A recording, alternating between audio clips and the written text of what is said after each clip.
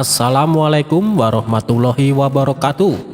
Apa kabar sahabat Al-Fatah yang dimuliakan Allah? Semoga kita dalam keadaan sehat, dilimpahkan rezekinya dan diberikan keberkahan dunia dan akhirat. Amin ya robbal alamin.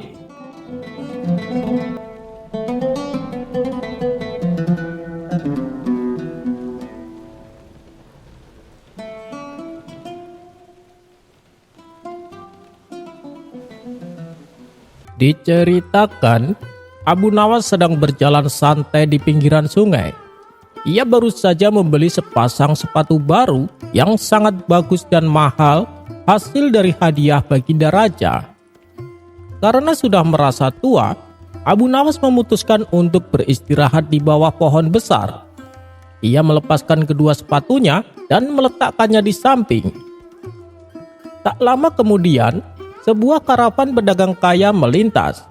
Abu Nawas yang usil melemparkan batu kecil ke salah satu unta, menyebabkan unta itu terkejut dan menjatuhkan sekantung besar dinar emas persis di dekat Abu Nawas sebelum karavan itu berlalu tanpa menyadari kehilangan.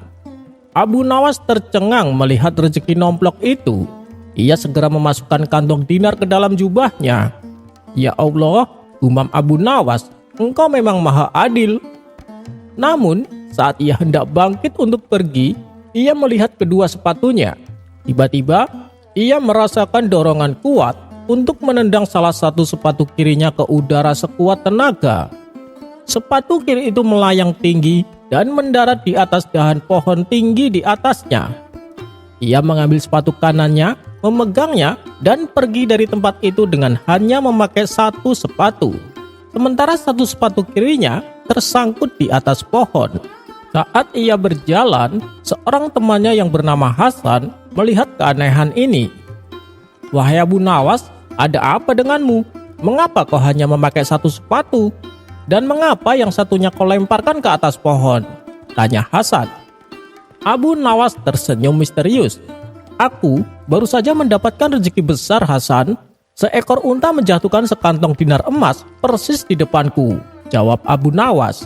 "Lalu, mengapa kau menendang sepatumu ke atas pohon?" tanya Hasan kembali. Abu Nawas menjawab, "Justru karena rezeki itu, Hasan, aku tiba-tiba merasa harus melepaskan salah satu sepatuku." Hasan bingung. "Mengapa harus dilepaskan? Sepatu mahal itu," katanya. Abu Nawas menjawab, "Karena aku takut, Hasan. Aku takut jika aku membawa pulang kedua sepatu ini bersama dengan dinar emas yang baru kudapat, Allah akan melihatku dan berkata, 'Lihatlah Abu Nawas, sudah kuberi uang sebanyak ini dan masih juga meminta sepatu baru yang bagus. Aku tidak ingin terlihat terlalu serakah di hadapan Tuhan.'" Hasan bingung. "Jadi, kau membuang salah satu sepatumu hanya agar kau tidak terlihat serakah?" tanyanya. "Tepat sekali, Hasan. Dengan begini, aku bisa berkata kepada Tuhan, 'Ya Allah, Engkau memang memberi hamba rezeki. Tetapi lihatlah, hamba masih kekurangan satu sepatu. Dengan begini, Engkau tidak akan menghitung hamba sebagai orang yang tamak,' kata Abu Nawas. Hasan menggeleng-gelengkan kepala. Beberapa hari kemudian, kisah sepatu kiri Abu Nawas itu sampai ke telinga Baginda Raja. Baginda Raja pun memanggil Abu Nawas ke istana. "Wahai Abu Nawas, ku dengar kau menendang sepatu kirimu ke atas pohon setelah mendapat harta karun. Kau bilang itu karena kau takut terlihat serakah di hadapan Tuhan. Benarkah itu alasanmu?" Abu Nawas tersenyum, lalu berbisik kepada Baginda Raja. "Ampun Baginda, alasan yang sebenarnya lebih sederhana. Aku tahu ketika seseorang mendapatkan rezeki besar secara tiba-tiba, pasti ada mata yang dengki mengintai. Jika aku membawa pulang kedua sepatu itu dan kantong dinar, orang akan curiga. Jika aku hanya membawa kantong dinar, orang akan lebih curiga. Tetapi, jika aku datang dengan hanya satu sepatu, sambil menggerutu tentang sepatu yang hilang, maka perhatian semua orang akan tertuju pada sepatu kiriku yang hilang, bukan pada dinar yang ada di dalam jubahku. Dengan begitu, aku bisa menyimpan hartaku dengan aman dan membiarkan orang-orang sibuk membahas sepatu yang tergantung di dahan pohon." Baginda Raja pun tertawa terbahak-bahak. "Hanya engkau Abu Nawas yang bisa menggunakan sepasang sepatu baru sebagai alat penyamaran dan pengalihan perhatian. Abu Nawas pun mengajarkan bahwa kecerdasan sejati adalah kemampuan untuk membuat orang lain fokus pada hal yang tidak penting, sementara kita mengamankan rezeki yang berharga.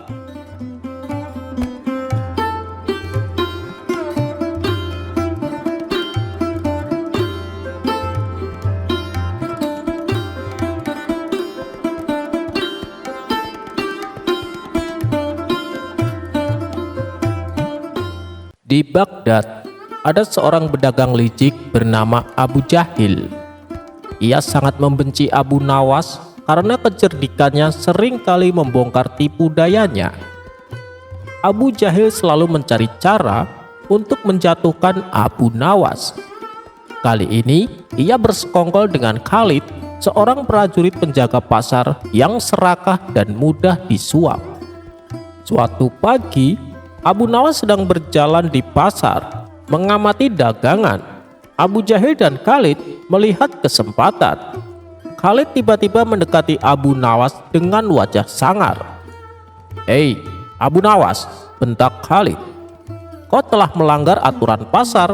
Kau berjalan tanpa membawa keranjang. Itu dilarang," ucap Khalid. Mendengar itu, Abu Nawas mengerutkan kening. "Aturan apa ini? Sejak kapan berjalan di pasar harus membawa keranjang?"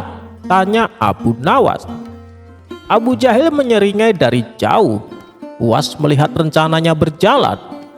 Khalid melanjutkan, "Itu adalah aturan baru yang dikeluarkan raja. Setiap warga yang masuk pasar harus membawa keranjang untuk memudahkan pembersihan dan menjaga ketertiban. Jika tidak, akan didenda." "Denda? Denda berapa?" tanya Abu Nawas mencoba menahan emosi. "Dendanya adalah 2 ekor ayam jantan," kata Khalid tegas.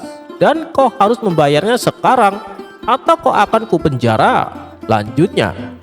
Abu Nawas tahu ini hanyalah akal-akalan Abu Jahil dan prajurit serakah itu. Ia memang tidak melihat keranjang di tangan para pembeli lain, dan aturan semacam itu tak pernah ada sebelumnya. Namun, ia tak ingin membuat keributan di pasar. Ia pun mengangguk perlahan. "Baiklah tuan prajurit," kata Abu Nawas, "aku akan membayar dendanya. Tapi izinkan aku pulang sebentar untuk mengambil 2 ayam jantan itu," ucap Abu Nawas. Khalid mengizinkan. Merasa yakin Abu Nawas akan kembali dengan ayam-ayamnya, Abu Nawas pun bergegas pulang. Sementara itu, Abu Jahil mendekati Khalid. "Lihat Khalid, Abu Nawas itu memang penurut. Rencana kita berhasil bukan?" ucapnya. Khalid tertawa kecil, membayangkan 2 ayam gemuk akan menjadi santapan lezat. Tak lama kemudian, Abu Nawas kembali ke pasar. Namun, bukan 2 ekor ayam jantan yang ia bawa, melainkan 2 ekor kucing jantan. Masing-masing kucing dipegangnya di tangan dengan tali. Abu Jahil dan Khalid terkejut melihatnya. "Apa-apaan ini Abu Nawas?" bentak Khalid. "Aku minta ayam jantan, bukan kucing." Abu Nawas tersenyum santai. "Bukankah tuan prajurit mengatakan 2 ekor ayam jantan? Nah, aku membawa 2 ekor kucing jantan. Bukankah kucing itu juga ayam, asalkan dia jantan?" Ia sengaja memelintir kata ayam yang dalam bahasa Arab bisa juga berarti hewan, meskipun secara umum merujuk pada unggas. Abu Jahil dan Khalid terbengong-bengong. Mereka mencoba mencari celah untuk menyalahkan Abu Nawas. Tetapi perkataan Abu Nawas, meski konyol, tidak bisa disalahkan secara harfiah. Mereka sendiri yang tidak spesifik menyebutkan ayam buruan atau unggas. Kau mempermainkanku," geram Khalid. "Aku hanya memenuhi janjiku tuan prajurit," jawab Abu Nawas kalem. "Aku membawa 2 ekor jantan sesuai permintaanmu. Jika kau ingin ayam yang berkokok, seharusnya kau sebutkan dengan jelas. Lagi pula, aturan berjalan tanpa keranjang itu sendiri adalah aturan bodoh yang tidak pernah ada. Aku tahu ini semua adalah ulahmu dan Abu Jahil, ucap Abu Nawas. Mendengar sindiran Abu Nawas yang telak, Abu Jahil langsung membuang muka, tak berani menatap mata para pedagang dan pembeli lain yang mulai menertawakan mereka. Khalid yang tadinya angkuh kini merasa sangat malu. Ia menyadari dirinya telah dipermainkan dan dibodohi oleh kecerdikan Abu Nawas. Sejak hari itu, Khalid tidak lagi berani bersekongkol dengan Abu Jahil untuk mengerjai Abu Nawas, apalagi membuat aturan aneh di pasar. Abu Nawas sekali lagi membuktikan bahwa kecerdasan dan kelicikan positifnya selalu dapat mengalahkan niat buruk dan keserakahan orang lain.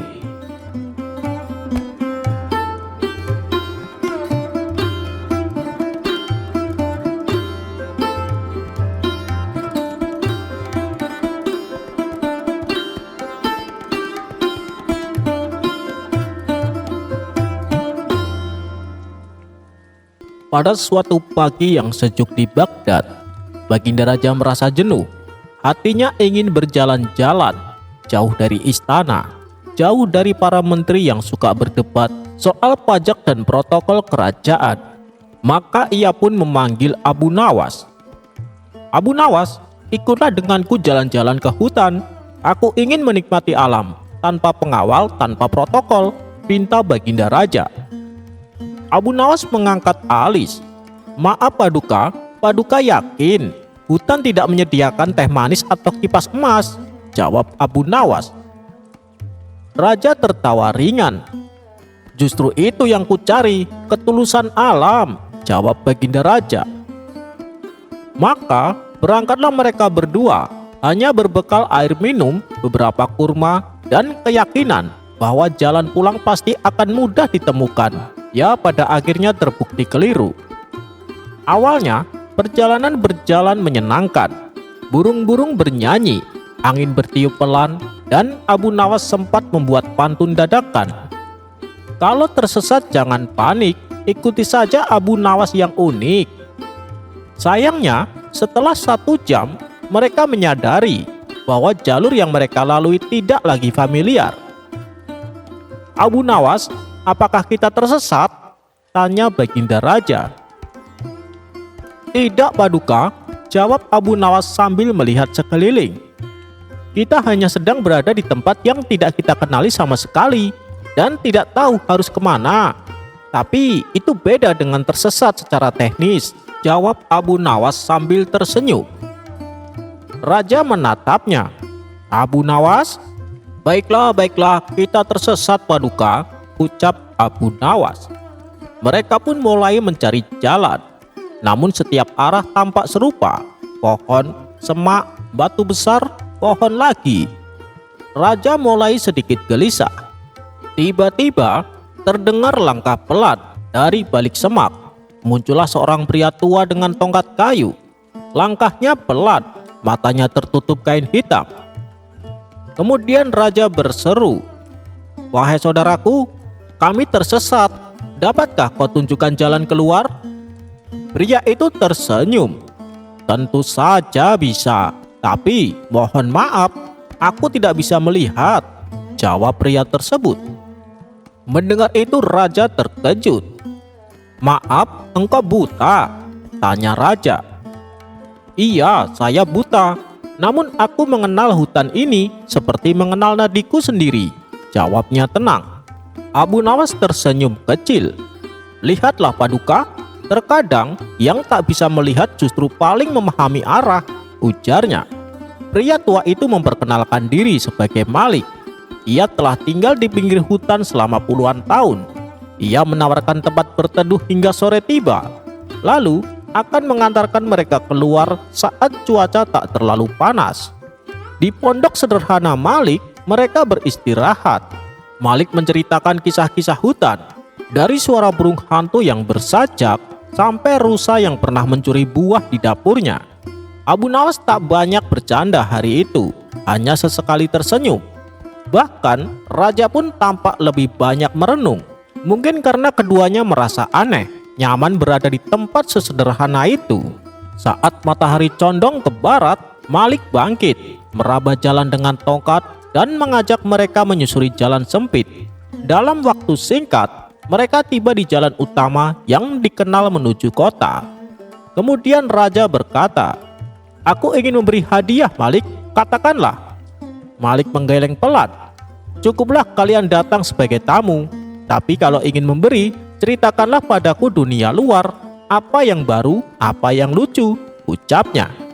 Maka selama 1 jam, Abu Nawas menceritakan berbagai kejadian lucu di istana, tentang juru masak yang menyajikan ikan goreng tanpa kepala karena katanya kepalanya terlalu bijak untuk dimakan, atau tentang kucing istana yang dijadikan duta makanan oleh putri bungsu.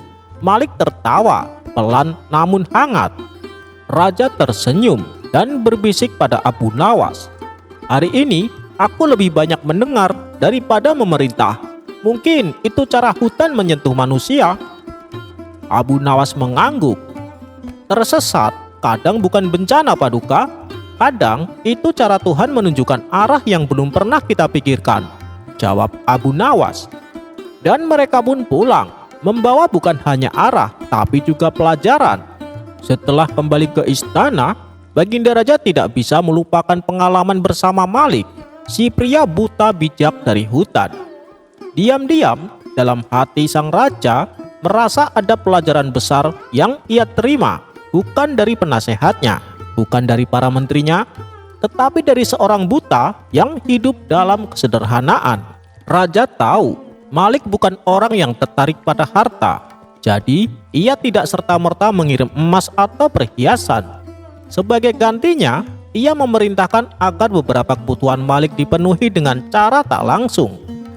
Beberapa hari setelah mereka bertemu, muncullah seorang pemuda ke rumah Malik dengan alasan sedang mencari kerja dan menawarkan diri untuk menjadi pembantu sekaligus teman bicara.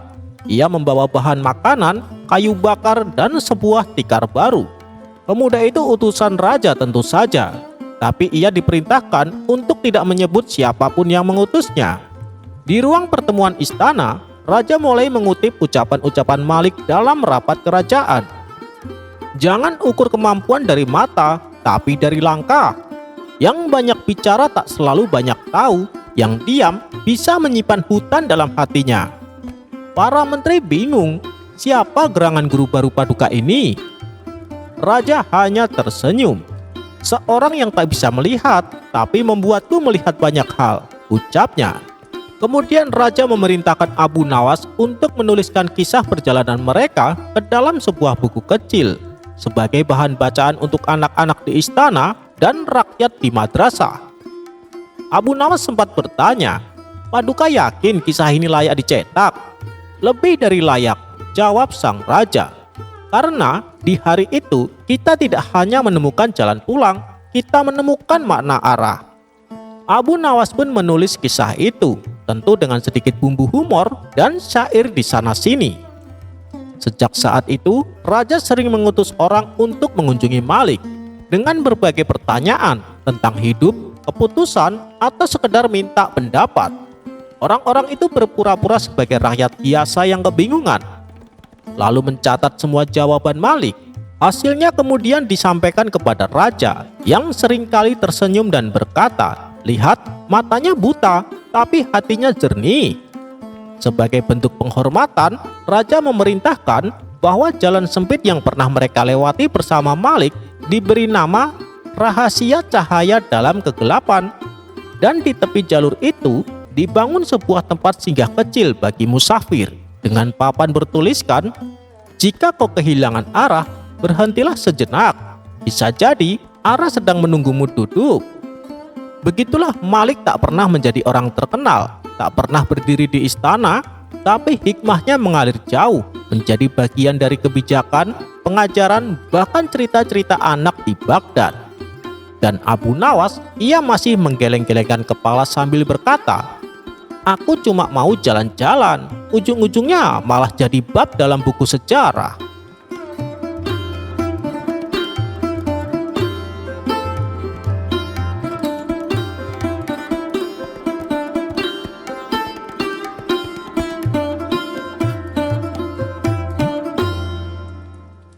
Dikisahkan Abu Nawas dan istrinya tengah bertengkar hebat. Masing-masing tidak ada yang mau mengalah. Akibatnya pertengkaran pun semakin memanas. Karena tak tahan dengan omelannya, Abu Nawas pun akhirnya memilih untuk meninggalkan rumah.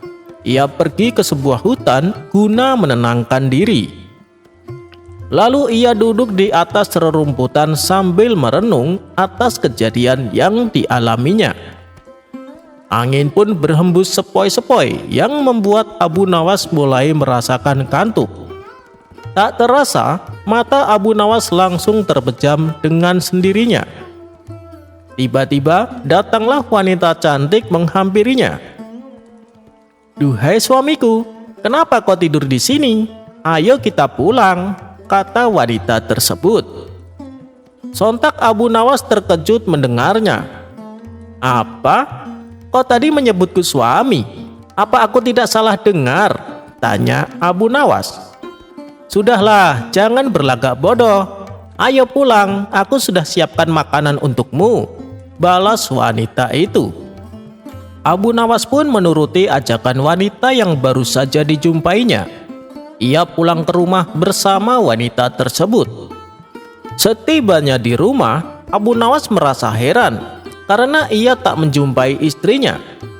"Mana istriku? Kenapa tidak ada di rumah?" tanya Abu Nawas. "Kamu kenapa sih? Aku ini kan istrimu," jawab wanita itu. Kemudian si wanita menyuguhkan hidangan dan mempersilahkan Abu Nawas untuk memakannya. Setelah waktu menjelang malam, Abu Nawas masih saja diliputi rasa keheranan. Apa yang sebenarnya terjadi? Kenapa istriku adalah wanita yang berbeda? Tanya Abu Nawas dalam hati. Tak berselang lama, wanita yang mengaku istri Abu Nawas itu mengajaknya tidur bersama. Saat mereka rebahan di atas ranjang, wanita itu mulai berbicara tentang suami pertamanya. Dia bilang bahwa suami pertamanya adalah seorang lelaki yang sangat baik dan penyayang. Abu Nawas kemudian bertanya, "Lalu aku ini siapa?" Wanita itu menjawab, "Kamu itu suami keduaku. Meskipun kamu tidak setampan suami pertamaku, tapi aku berusaha untuk menerimamu. Kamu seharusnya bersyukur mempunyai istri seperti aku." Mendengar hal itu, Abu Nawas merasa tersinggung. "Hei, dengar ya. Kau jangan salah, istri pertamaku juga tak kalah cantiknya denganmu. Dia adalah wanita yang paling baik yang aku kenal." Seketika wanita itu menjadi marah, sehingga ia berkata dengan nada keras. Lagi-lagi Abu Nawas terlibat pertengkaran. Hal ini membuatnya kembali menjadi emosi. Ia pun lalu menendang wanita itu hingga terjatuh dari tempat tidur dan tersungkur di lantai. Tak terima dengan perlakuan Abu Nawas, wanita itu pergi ke pengadilan dan mengajukan tuntutan. Ketika sidang pengadilan dimulai, wanita itu berkata di hadapan Tuan Hakim, "Wahai Tuan Hakim, aku ingin suamiku Abu Nawas supaya dihukum penjara. Dia telah melakukan tindakan kekerasan." Tuan Hakim bertanya, "Kekerasan macam apa yang dilakukan padamu?" Wanita itu pun menjawab, "Ketika kami berdua rebahan di tempat tidur, dia menendangku sehingga aku terjatuh ke lantai." Kemudian Tuan Hakim bertanya kepada Abu Nawas, "Wahai Abu Nawas, benarkah itu? Kenapa kau tega berbuat kasar kepada istri keduamu?" Abu Nawas menjawab, "Saya tidak melakukannya, Tuan Hakim. Permasalahannya begini. Pada waktu itu, kami berdua sedang rebahan di atas tempat tidur. Kemudian dia menghadirkan temannya dalam percakapan. Aku pun demikian. Aku juga menghadirkan temanku dalam percakapan. Dengan demikian, ada 4 orang di atas tempat tidur. Tentu saja tempat tidurnya jadi sangat sesak, sehingga istri kedua saya terjatuh dari tempat tidur." Setelah mendengar penjelasan Abu Nawas, Tuan Hakim pun tak sanggup menahan tawa dan memutuskan untuk mengakhiri kasus ini. Sementara wanita yang merupakan istri kedua Abu Nawas tak terima dengan keputusan tersebut. Ia pun langsung melemparkan palu pengadilan tepat mengenai kepala Abu Nawas. Abu Nawas pun jatuh pingsan. Ketika ia tersadar dan membuka mata, ternyata ia kembali berada di hutan. Alhamdulillah, ternyata tadi itu cuma mimpi. Segalak-galaknya istriku, dia belum pernah menuntutku untuk dipenjara, apalagi sampai tega melempar palu pengadilan di kepalaku, kata Abu Nawas dalam hati.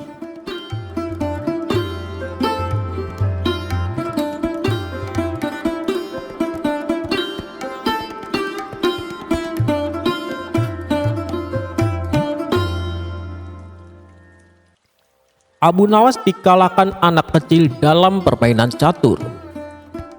Pada suatu hari di kota Baghdad, Abu Nawas berjalan-jalan di taman kerajaan. Seperti biasa, banyak orang-orang berkumpul mengerubunginya, menantikan lelucon, kebijaksanaan, atau tingkah lakunya yang nyeleneh namun cerdas. Hari itu Abu Nawas membawa papan catur. "Ayo, siapa yang ingin menantangku main catur hari ini?" teriaknya sambil tersenyum lebar. Beberapa orang tua saling pandang dan mundur perlahan. Mereka tahu otak Abu Nawas seperti belut, licin, sulit ditangkap, selalu mengejutkan. Maka tak ada yang berani. Namun dari kerumunan muncullah seorang anak kecil berumur sekitar 10 tahun. Bajunya lusuh, wajahnya polos, tapi matanya bersinar penuh semangat. "Aku mau, Paman," katanya. Orang-orang tertawa kecil. "Nak, kamu tahu tidak siapa yang kamu tantang itu?" "Abu Nawas," jawab anak itu. "Tapi ibu bilang jangan takut pada siapapun kalau kamu yakin bisa," ujar anak kecil tersebut. Abu Nawas tersenyum geli. "Baiklah, mari duduk sini, aku akan bermain dengan serius," kata Abu Nawas.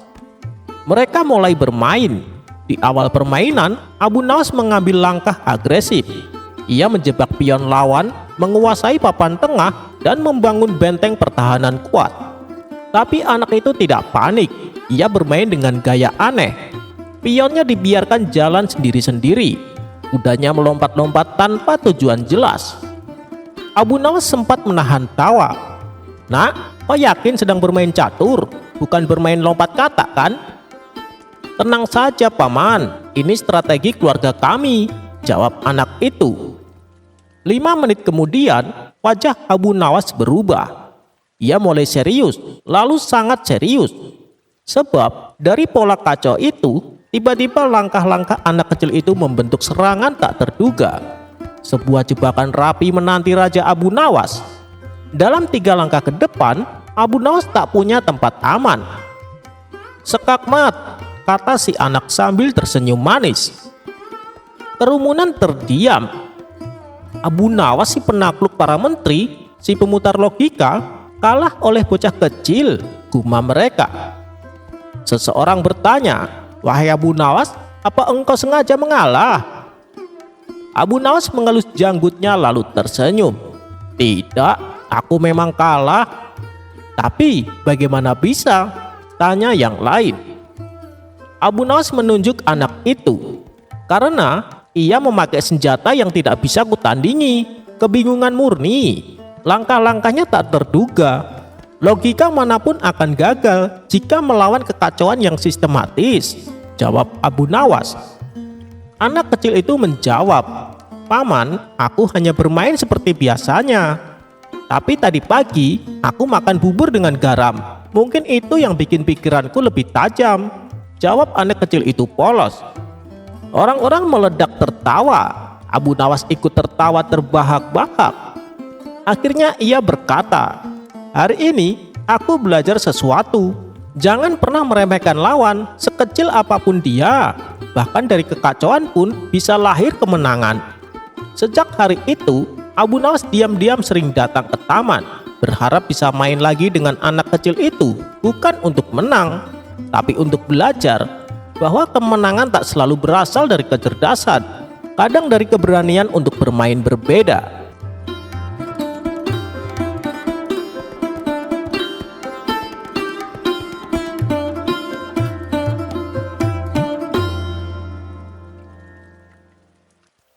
Abu Nawas dikalahkan anak kecil dalam permainan catur. Pada suatu hari di kota Baghdad, Abu Nawas berjalan-jalan di taman kerajaan.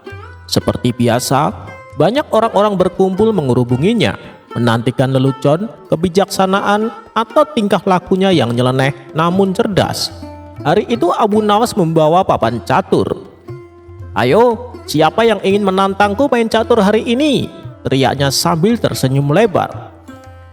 Beberapa orang tua saling pandang dan mundur perlahan. Mereka tahu otak Abu Nawas seperti belut, licin, sulit ditangkap, selalu mengejutkan. Maka tak ada yang berani. Namun dari kerumunan muncullah seorang anak kecil berumur sekitar 10 tahun. Bajunya lusuh, wajahnya polos, tapi matanya bersinar penuh semangat. "Aku mau, Paman," katanya. Orang-orang tertawa kecil. "Nak, kamu tahu tidak siapa yang kamu tantang itu?" "Abu Nawas," jawab anak itu. "Tapi ibu bilang jangan takut pada siapapun kalau kamu yakin bisa," ujar anak kecil tersebut. Abu Nawas tersenyum geli. "Baiklah, mari duduk sini, aku akan bermain dengan serius," kata Abu Nawas. Mereka mulai bermain. Di awal permainan, Abu Nawas mengambil langkah agresif. Ia menjebak pion lawan, menguasai papan tengah, dan membangun benteng pertahanan kuat. Tapi anak itu tidak panik. Ia bermain dengan gaya aneh. Pionnya dibiarkan jalan sendiri-sendiri. Kudanya melompat-lompat tanpa tujuan jelas. Abu Nawas sempat menahan tawa. "Nak, kau yakin sedang bermain catur, bukan bermain lompat katak kan?" "Tenang saja, Paman, ini strategi keluarga kami," jawab anak itu. 5 menit kemudian, wajah Abu Nawas berubah. Ia mulai serius, lalu sangat serius. Sebab dari pola kacau itu, tiba-tiba langkah-langkah anak kecil itu membentuk serangan tak terduga. Sebuah jebakan rapi menanti Raja Abu Nawas. Dalam 3 langkah ke depan, Abu Nawas tak punya tempat aman. "Sekakmat," kata si anak sambil tersenyum manis. Kerumunan terdiam. Abu Nawas, si penakluk para menteri, si pemutar logika, kalah oleh bocah kecil, gumam mereka. Seseorang bertanya, "Wahai Abu Nawas, apa engkau sengaja mengalah?" Abu Nawas mengelus janggutnya lalu tersenyum. "Tidak, aku memang kalah." "Tapi bagaimana bisa?" tanya yang lain. Abu Nawas menunjuk anak itu. "Karena ia memakai senjata yang tidak bisa kutandingi. Kebingungan murni. Langkah-langkahnya tak terduga. Logika manapun akan gagal jika melawan kekacauan yang sistematis," jawab Abu Nawas. Anak kecil itu menjawab, "Paman, aku hanya bermain seperti biasanya. Tapi tadi pagi aku makan bubur dengan garam. Mungkin itu yang bikin pikiranku lebih tajam," jawab anak kecil itu polos. Orang-orang meledak tertawa. Abu Nawas ikut tertawa terbahak-bahak. Akhirnya ia berkata, "Hari ini aku belajar sesuatu. Jangan pernah meremehkan lawan, sekecil apapun dia. Bahkan dari kekacauan pun bisa lahir kemenangan."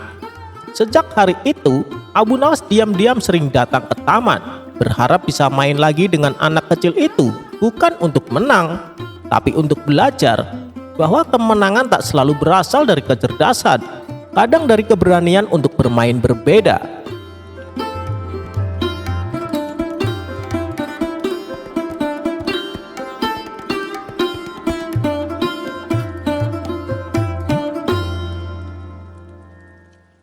Persoalan yang dihadapi Abu Nawas seakan tiada habisnya. Pada cerita yang lalu, Baghdad dipimpin oleh gubernur yang kejam. Tapi berkat kecerdikan Abu Nawas, gubernur tersebut akhirnya dipecat dari jabatannya. Dan kini Baginda Raja menunjuk gubernur yang baru. Orangnya memang tidak kejam, tapi ia punya kebiasaan yang aneh, yaitu senang menertawakan orang lain. Pada suatu hari, koki istana salah mencampurkan resep. Akibatnya rasa masakannya jadi tidak enak. Tapi bukannya marah, Tuan Gubernur malah menyuruh kokinya untuk tutup mulut.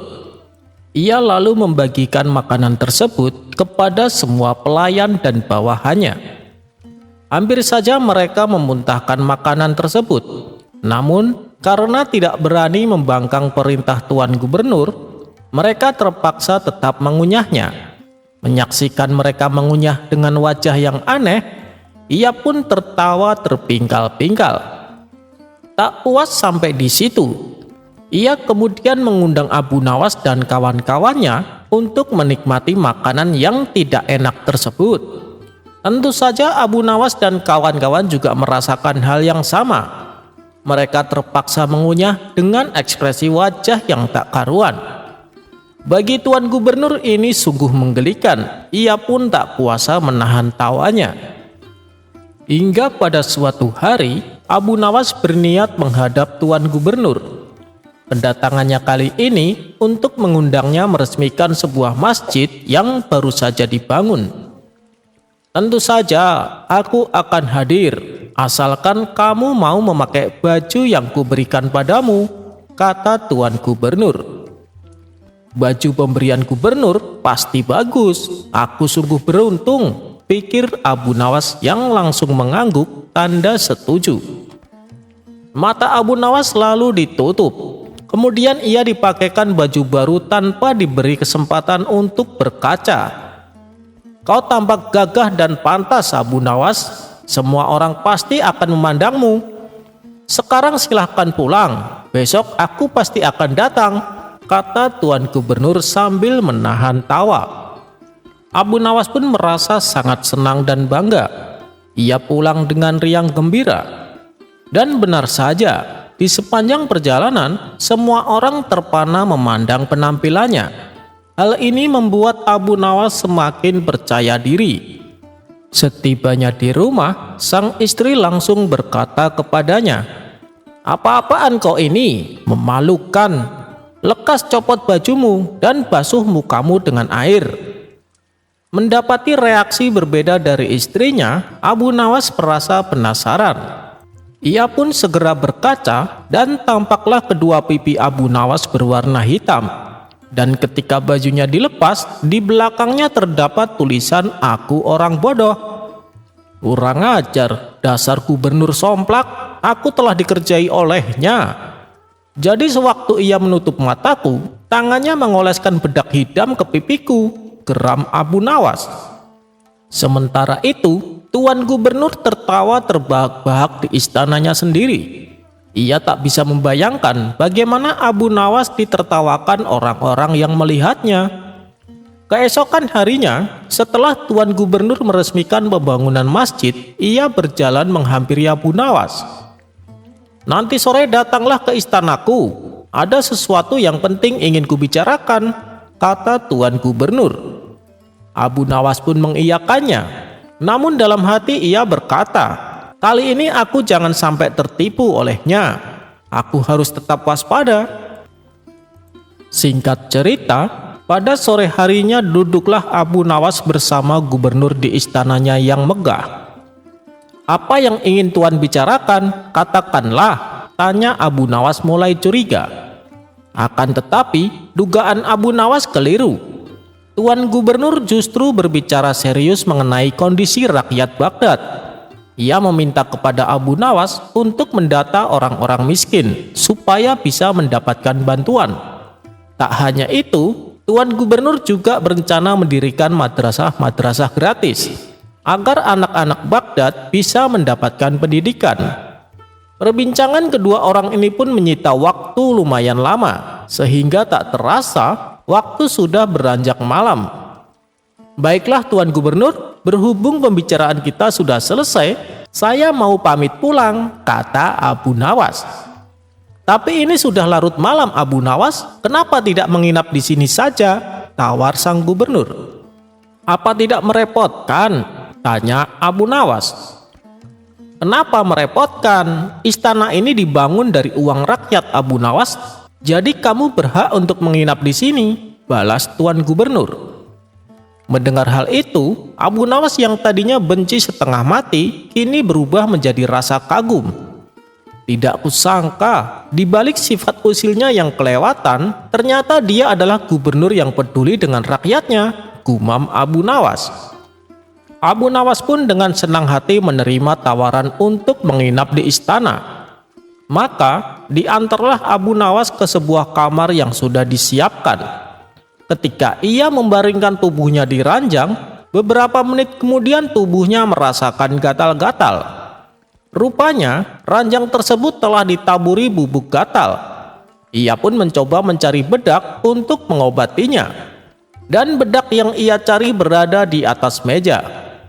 Segera saja ia menaburkan ke seluruh tubuh. Namun bedak tersebut juga merupakan jebakan. Karena ternyata bedak yang ia pakai sudah dicampuri bubuk bersin. Sehingga dalam waktu semalaman ia bersin terus-menerus. Kurang ajar, tunggu saja nanti pembalasanku, kata Abu Nawas geram. Seminggu kemudian terdengar kabar, Tuan Gubernur akan mengadakan pesta syukuran atas tahun kelahirannya. Semua warga diundang, baik pejabat maupun rakyat biasa, tak terkecuali Abu Nawas. Disinilah Abu Nawas mulai melancarkan aksi balas dendamnya. Sehari sebelum pesta dilaksanakan, Abu Nawas berpura-pura ingin membantu segala macam persiapan pesta. Tentu saja niat Abu Nawas ini disambut baik oleh Tuan Gubernur. Dan hari yang dinanti-nanti pun telah tiba. Ketika acara pesta berlangsung, Tuan Gubernur tampil dengan jubah kebesarannya yang membuat hadirin berdecak kagum. Namun kekaguman mereka seketika berubah menjadi tertawaan. Tuan Gubernur tak menyadari hal ini. Ia mengira bahwa mereka tertawa karena gembira. "Ayo, nikmati semua hidangan ini," kata Tuan Gubernur mempersilahkan. Begitu pula dengan Tuan Gubernur. Namun tak berapa lama, Tuan Gubernur memuntahkan kembali makanannya. Sementara orang-orang tampak asik memakannya dengan lahap. Kenapa rasanya tidak enak dan menjijikkan? Padahal hidangannya sama dengan mereka, pikir Tuan Gubernur. Kemudian ia pun memilih untuk tidak ikut makan. Ia berjalan menuju kursi singgasananya. Tapi ketika ia mulai duduk di atas singgasana, tiba-tiba pantatnya merasakan gatal-gatal yang teramat sangat. Hal ini membuatnya bertingkah seperti orang aneh. Ia menggaruk-garuk pantatnya sampai dengan posisi menungging. Para tamu undangan yang hadir spontan tertawa dibuatnya. Setelah rasa gatalnya agak mereda, ia mengambil sapu tangan untuk mengelap keringat di wajahnya. Kejadian tidak mengenakan kembali dialami. Tanpa sebab, ia bersin terus-menerus hingga acara pesta selesai. Ketika pesta telah berakhir, para tamu undangan pun satu persatu menyalaminya. "Terima kasih atas jamuannya, wahai Gubernur tolol," kata tamu pertama. Begitu pula dengan tamu kedua dan seterusnya. Mereka semua mengatakan hal yang sama. "Kurang ajar, kalian berani-beraninya menyebutku seperti itu," bentak Tuan Gubernur. "Tapi bukankah Tuan yang meminta kami memanggil demikian? Coba baca tulisan di punggung jubah Tuan," balas mereka. Akhirnya Tuan Gubernur mulai menyadari bahwa ada seseorang yang telah mengerjainya. "Ulah siapa ini? Ayo mengaku!" teriaknya penuh amarah. Suasana yang tadinya meriah mendadak menjadi hening dan semua para tamu undangan terdiam. "Saya Tuan Gubernur," jawab Abu Nawas. Orang-orang pun menatap ke arah Abu Nawas. "Apa maksudmu dengan perbuatanmu ini? Kau telah mempermalukan aku di hadapan orang-orang," bentak Tuan Gubernur. "Itu akibat ulah Anda sendiri, Tuan. Di hari istimewa ini, saya membuat Anda merasakan lelucon yang Anda buat untuk orang lain. Semua lelucon ini berasal dari Anda.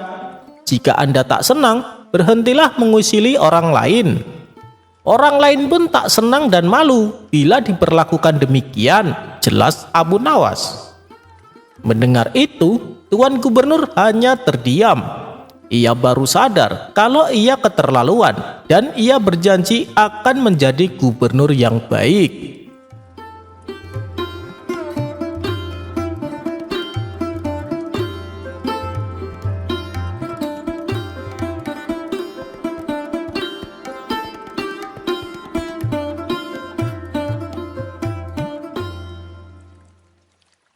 Sobat Radio Malam, salah satu perhatian Abu Nawas terhadap pengemis adalah pengemis itu tidak harus dibantu secara materi, tapi juga harus dibantu dengan memberikan pekerjaan agar dia nanti bisa mandiri dan meninggalkan sifat mengemis tersebut.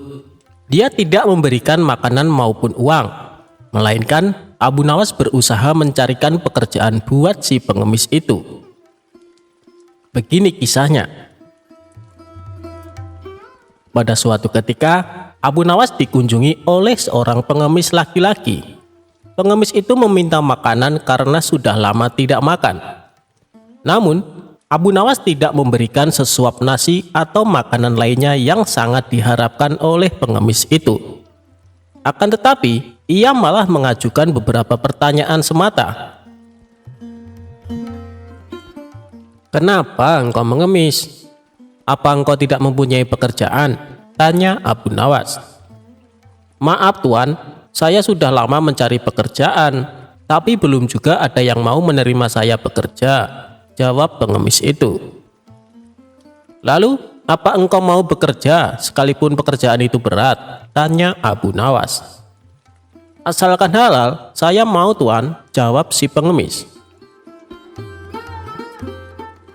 Akhirnya Abu Nawas mengantarkan pengemis itu menemui sahabatnya yang bernama Abu Wardah. Singkat cerita, pengemis itu diminta bekerja untuk mencabut rumput. Ternyata, pengemis itu merupakan seorang pekerja yang sangat rajin dan tangkas. Dalam waktu singkat saja, pekerjaannya pun selesai. Abu Wardah pun sangat kagum dan tergerak hatinya untuk memberikan pekerjaan yang lebih serius. Ia pun meminta pengemis itu untuk memisahkan satu ember kurma menjadi 3 bagian. Yang bagus diletakkan di keranjang pertama, sementara yang lumayan bagus diletakkan di keranjang kedua, dan kurma yang jelek diletakkan di keranjang ketiga. Namun ia lupa tidak memberikan penjelasan kepada pengemis itu tentang perbedaan antara baik dan yang buruk. Pada keesokan harinya, Abu Nawas datang ke rumah Abu Wardah untuk menanyakan kabar dari pengemis itu. Ia pun menjelaskan bahwa pengemis itu sangat rajin dan terampil mencabut rumput di ladang. Sehingga dirinya menyimpulkan bahwa pengemis itu adalah pekerja yang baik. Maka dari itu, Abu Wardah memberikan pekerjaan yang lebih serius kepadanya. "Sekarang dia bekerja apa?" tanya Abu Nawas. "Tadi malam dia saya suruh untuk memisahkan kurma-kurma menjadi 3 bagian. Mari kita ke sana untuk melihatnya. Karena dia orang yang rajin, tentu sudah selesai pekerjaannya itu," kata Abu Wardah. Tak lama kemudian, keduanya pun sangat terkejut ketika melihat pengemis itu tidur pulas dan tidak mengerjakan pekerjaan yang telah diberikan kepadanya. Dengan penuh tanya, Abu Wardah pun membangunkan pengemis itu. "Kenapa engkau tidak menyelesaikan pekerjaan yang sangat mudah itu?" tanya Abu Wardah. "Maaf Tuan, kalau hanya memindahkan kurma, sesungguhnya itu mudah. Yang sulit adalah membuat keputusan mana kurma yang baik, lumayan baik, dan jelek. Karena saya tidak diberitahu sebelumnya," jawab sang pengemis. "Waduh, itu tak terpikirkan olehku," kata Abu Wardah. Abu Nawas pun tersenyum melihat kejadian itu. Ia pun menegur Abu Wardah karena Abu Wardah hanya bisa memberikan tugas saja, tapi tidak mengajarinya dengan baik cara melakukannya.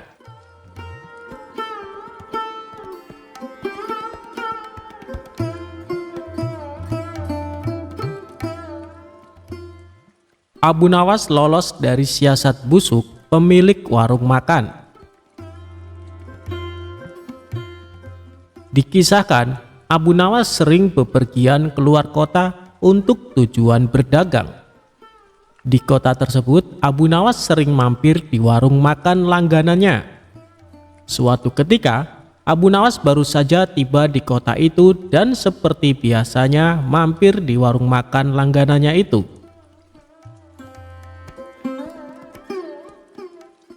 Aku pesan 1 ayam dan 2 butir telur, tapi bayarnya kalau dagangannya sudah terjual habis. Boleh tidak? Tanya Abu Nawas. Silahkan Abu Nawas, kamu kan langganan di warung ini. Tentu saja boleh, jawab pemilik warung. Ketika selesai makan, ia pun pergi untuk menjual dagangannya.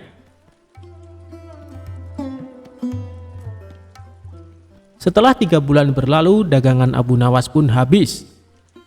Kemudian Abu Nawas pergi mendatangi kembali warung makan langganannya. Aku pesan makanan seperti dulu, 1 porsi ayam dan 2 butir telur, ucap Abu Nawas. Setelah Abu Nawas selesai makan, ia pun berkata, aku minta total tagihannya. Jangan lupa digabung dengan tagihan 3 bulan yang lalu, kata Abu Nawas.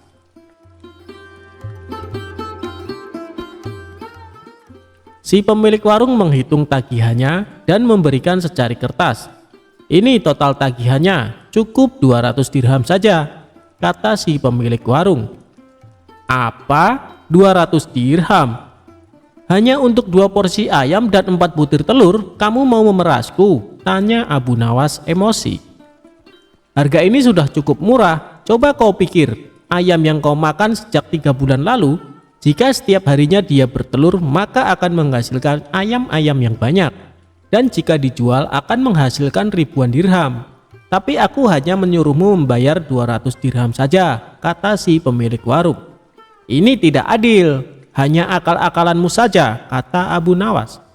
Mereka berdebat tanpa hasil dan memutuskan untuk menghadap Tuan Hakim.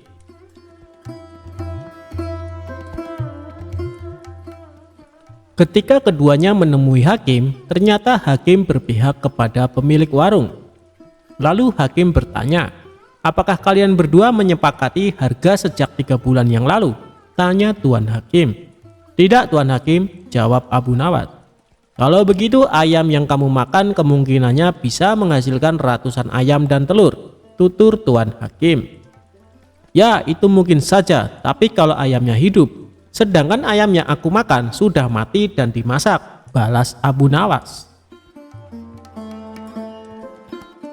Namun pendapat Abu Nawas tidak dihiraukan oleh Tuan Hakim karena ia cenderung memihak pada pemilik warung.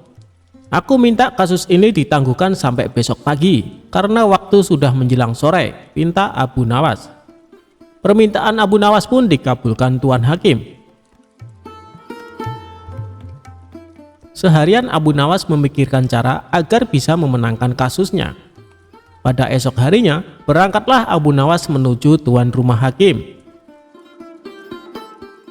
Setibanya di sana, ternyata si pemilik warung sudah datang lebih awal. Kenapa kau terlambat dan membuat mereka menunggu? Tanya Tuan Hakim. Maaf Tuan Hakim, tadi ada tamu bisnis. Ia minta biji gandum untuk ditanam. Terpaksa aku harus merebusnya dahulu, dan setelah matang aku berikan kepadanya untuk ditanam. Itulah yang membuatku datang terlambat, kata Abu Nawas. Mendengar itu, Tuan Hakim dan pemilik warung menertawakan Abu Nawas. Lalu dengan nada mengejek, si pemilik warung berkata kepada Abu Nawas, luar biasa, aku baru dengar ada biji gandum yang sudah direbus, ditanam, dan kemudian bisa tumbuh. Tuan Hakim dan pengacara tertawa terpingkal-pingkal. Setelah tawa mereka mereda, Abu Nawas berkata, itu memang aneh. Tapi kenapa kalian tidak tertawa ketika ada ayam yang sudah dimasak dapat bertelur dan berkembang biak, lalu dipatok harga sebesar 200 dirham, kata Abu Nawas. Spontan Tuan Hakim dan pemilik warung terdiam, tak sepatah kata pun keluar dari mulut mereka. Kenapa kalian terdiam? Apa harus aku yang tertawa? Tanya Abu Nawas. Wajah mereka berdua langsung pucat dan setelah terdiam agak lama, Abu Nawas pun keluar. Dan akhirnya Abu Nawas dapat lolos dari siasat licik si pemilik warung.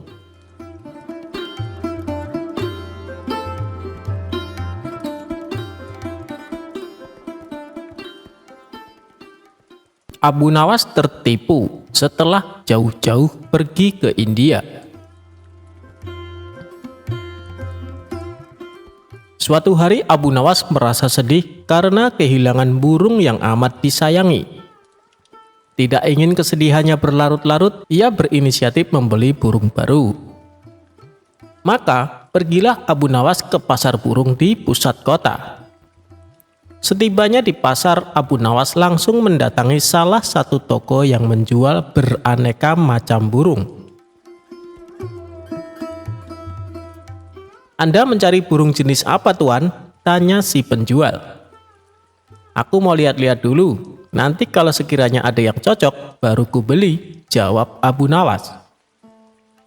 Lalu tanpa sengaja Abu Nawas melihat ada burung yang sangat indah. Bulunya warna-warni dan kemilau. "Burung apa ini? Aku baru melihatnya," tanya Abu Nawas. "Oh, ini burung dari India, Tuan. Apakah Tuan berminat?" jawab si penjual. "Ya, aku tertarik. Tapi apa burung ini bisa berkicau?" tanya Abu Nawas lagi. "Waduh, sayang sekali, Tuan. Burung ini tidak dapat berkicau. Tapi burung ini bisa berbicara seperti manusia. Bahkan dia bisa diajak bicara. Dan satu lagi, Tuan, burung ini sangat cerdik," jelas si penjual. "Benarkah?" tanya Abu Nawas penasaran. Untuk membuktikannya, Abu Nawas lalu mencoba mengajaknya berbicara. Benar saja, burung itu bisa diajak berbicara layaknya manusia. "Baiklah, aku beli burung ini," kata Abu Nawas. Setelah transaksi pembayaran selesai, Abu Nawas langsung membawa pulang burung tersebut. Setibanya di rumah, ia menaruh burungnya dalam sebuah sangkar yang sangat indah. Suatu ketika saat Abu Nawas sedang asik bercengkrama dengan si burung, datanglah beberapa pengawal istana ke rumahnya. "Tuan Abu Nawas, Anda diperintahkan Baginda Raja untuk menghadapnya sekarang," kata salah satu pengawal. "Oh, baiklah, aku akan segera ke sana. Kalian pergilah dulu, nanti aku menyusul," balas Abu Nawas. Singkat cerita, Abu Nawas pun datang ke istana menghadap Baginda Raja. Ternyata Baginda Raja akan mengutus Abu Nawas pergi ke negeri India untuk suatu keperluan. Sepulangnya dari istana, Abu Nawas langsung berkemas dan bersiap-siap. Tidak lupa dia juga berpamitan dengan burung barunya itu. "Hei burung, aku tahu kau berasal dari India, dan Baginda Raja akan mengutusku ke negerimu. Apa kau punya permintaan? Barangkali kau kangen dengan makanan India, aku bisa membawakannya untukmu," kata Abu Nawas. "Aku mohon dan aku meminta kepadamu, lepaskan aku dari sangkar ini. Itulah permintaanku," jawab si burung. "Wah, kalau itu permintaannya, aku tidak bisa. Aku tidak mungkin melepaskanmu. Aku membelimu dengan harga mahal. Kau sudah menjadi milikku sekarang," ujar Abu Nawas. "Baiklah kalau kau tidak bisa melepasku. Tapi bila permintaan keduaku ini kau penuhi, aku akan sangat senang," balas si burung. "Apa permintaan keduamu?" tanya Abu Nawas. "Aku minta tolong kepadamu, jika kau telah sampai ke negeri India, pergilah ke sebuah hutan di desa ini. Kabarkanlah kepada saudara-saudaraku bahwa saat ini aku berada dalam sangkar di rumahmu. Melalui kabar ini, aku berharap mereka tidak gelisah mencariku. Itulah permintaan keduaku," tutur si burung. "Memangnya semua burung yang jenisnya sepertimu bisa mengerti bahasa manusia?" tanya Abu Nawas. "Ya, mereka yang jenisnya seperti aku bisa mengerti bahasa manusia dan bisa bicara seperti aku," jawab si burung. "Baiklah, aku akan berusaha memenuhi permintaanmu kali ini," ucap Abu Nawas. Singkat cerita, sampailah Abu Nawas di negeri India. Ia pun langsung melaksanakan tugas dari Baginda Raja. Setelah tugas-tugasnya selesai, barulah Abu Nawas menuju hutan di desa yang dimaksud oleh burungnya. Tidak disangka-sangka, baru saja memasuki hutan beberapa puluh meter, Abu Nawas melihat sekawanan burung hinggap di sebuah pohon tepat di atas kepalanya. Burung-burung itu mirip dengan burung yang ada di rumahnya. Ia segera saja berkata ke sekawanan burung itu, "Wahai burung, aku ingin menyampaikan pesan dari saudaramu, bahwa saat ini saudaramu terkurung di dalam sangkar yang ada di dalam rumahku. Kalian jangan mencarinya, karena saat ini saudaramu telah menjadi milikku," kata Abu Nawas. Mendengar kabar tersebut, salah satu burung tiba-tiba pingsan dan jatuh mengenai kaki Abu Nawas. Lalu Abu Nawas memungutnya dan membolak-balik badan si burung. Aneh, burung ini mendadak mati. Mungkin ia kaget karena mendengar kabar saudaranya sedang terpenjara dalam sangkar dan jauh berada di negeriku, kata Abu Nawas dalam hati. Ia tidak mau ambil pusing atas kejadian ini. Hal terpenting, dia telah menyampaikan pesan si burung kepada saudara-saudaranya. Abu Nawas lalu memutuskan berlayar kembali dan pulang ke negerinya. Setibanya di rumah, ia memberitahu burungnya bahwa permintaannya telah disampaikan. "Bagaimana kabar saudara-saudaraku? Apa mereka baik-baik saja?" tanya si burung. "Semuanya baik-baik saja. Tapi ada salah satu burung yang tiba-tiba langsung mati saat mendengar kabar kalau kau sekarang berada di sini," kata Abu Nawas menjelaskan. Mendengar berita yang disampaikan Abu Nawas, burung yang ada di sangkar pun tiba-tiba pingsan dan jatuh. Spontan Abu Nawas menjadi kaget dan segera mengambil burung tersebut. Setelah dibolak-balik, ternyata burungnya mati mendadak. Apa mungkin ini gara-gara mendengar kabar kalau saudaranya telah mati? Ia sangat terkejut sampai mengalami kematian, pikir Abu Nawas. Abu Nawas pun menjadi sedih. Dia lalu menggotong burungnya dan menempatkannya di bibir jendela. Tapi tiba-tiba saja burung itu segera terbang dan hinggap di salah satu pohon di dekat jendela. Sebelum terbang tinggi, si burung berkata kepada Abu Nawas, "Wahai Tuan, ketahuilah bahwa apa yang kau anggap kesedihan bisa jadi merupakan kabar baik bagi yang lain. Mungkin Tuan bersedih karena aku lepas dari sangkarmu, tapi aku bahagia karena bisa lepas dari sangkarmu." Si burung lalu terbang tinggi meninggalkan Abu Nawas. Ternyata benar apa yang dikatakan si penjual burung di pasar. Si burung bukan hanya bisa bicara, tapi juga cerdik. "Aku telah dikelabui oleh burung itu," pungkas Abu Nawas kecewa.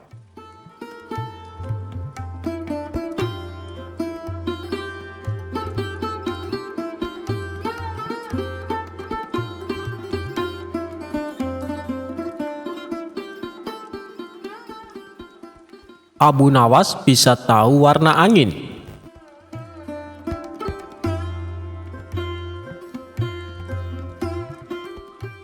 Baginda Raja menunjuk kawannya untuk menjabat sebagai gubernur di kota tempat tinggal Abu Nawas. Tapi sayangnya orang yang ditunjuk ini menyalahgunakan jabatannya.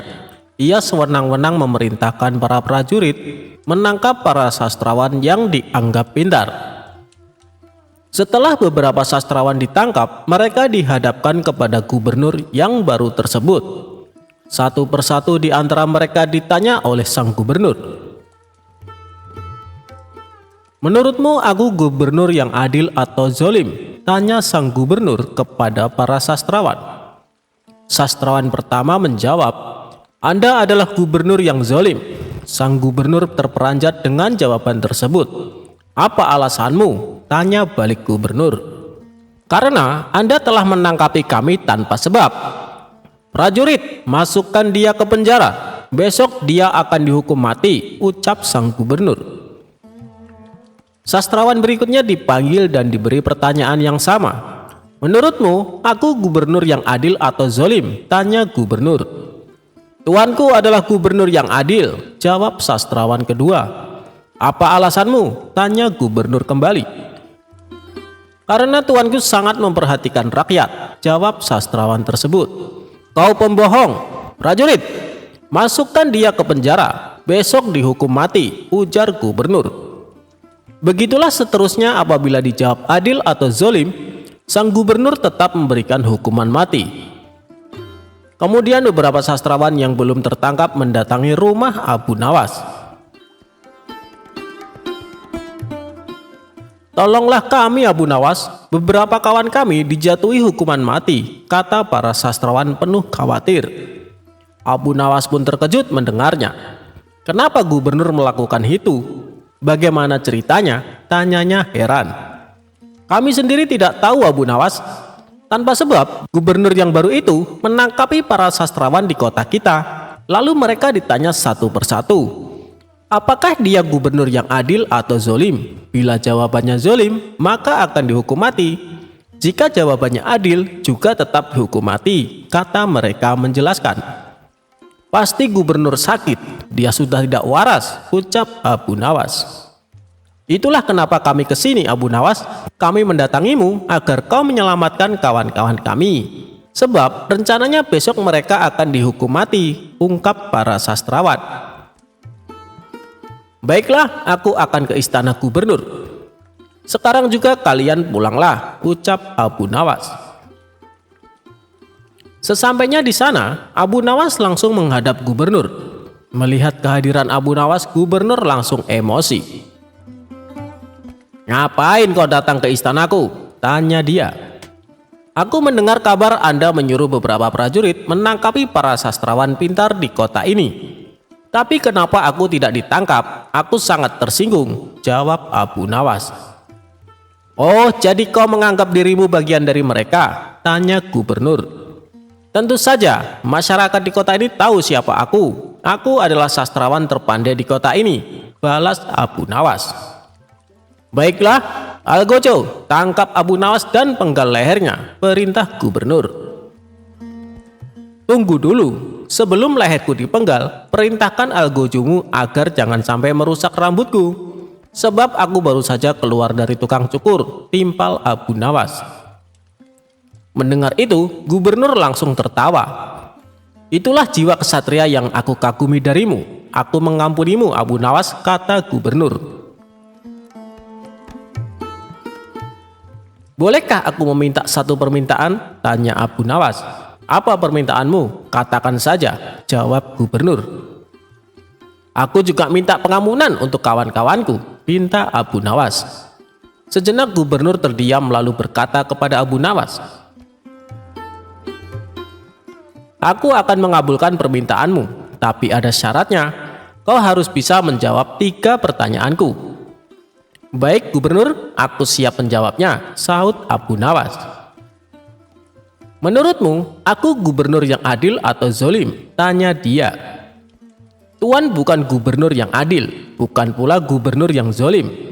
Orang-orang yang zolim itu adalah kita, sedangkan Tuan adalah pedang keadilan yang membalas kezaliman," jawab Abu Nawas.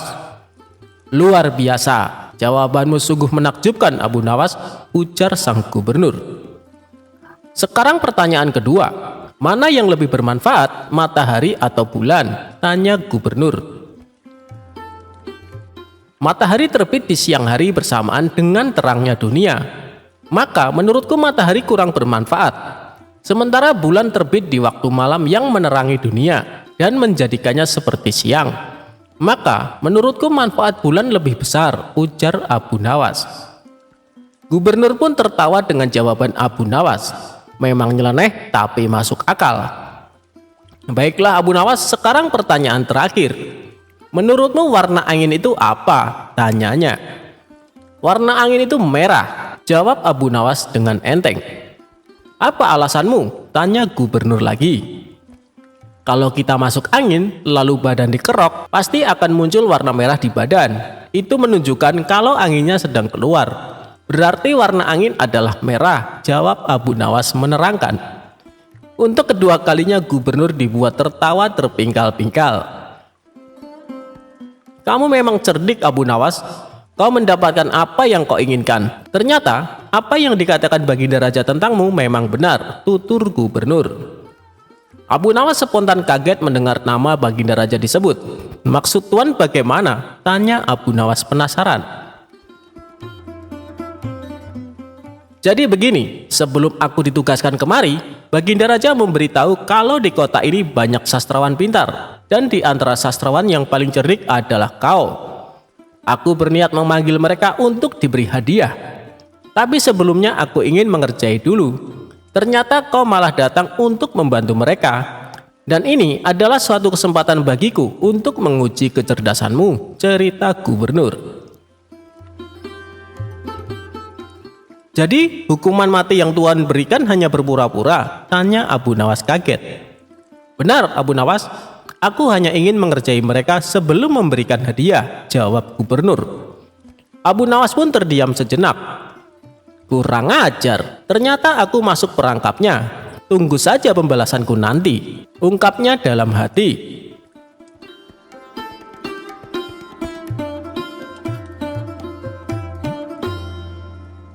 Abu Nawas jualan agama di pasar.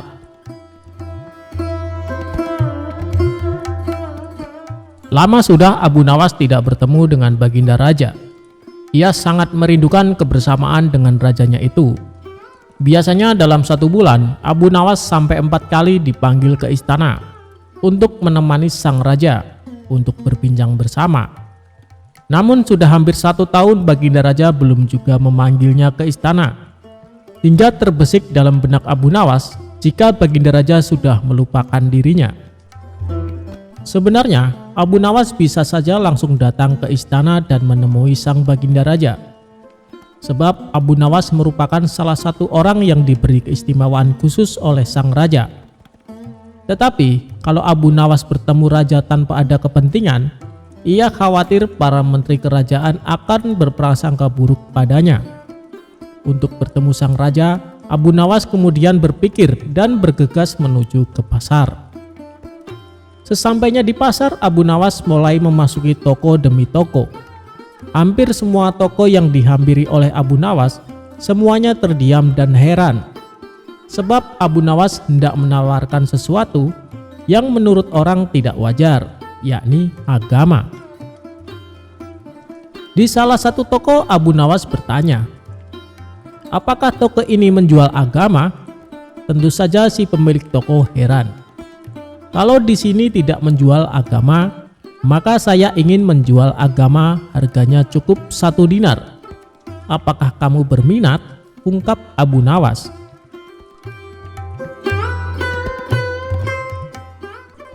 Begitulah seharian Abu Nawas menawarkan agama ke para pemilik toko.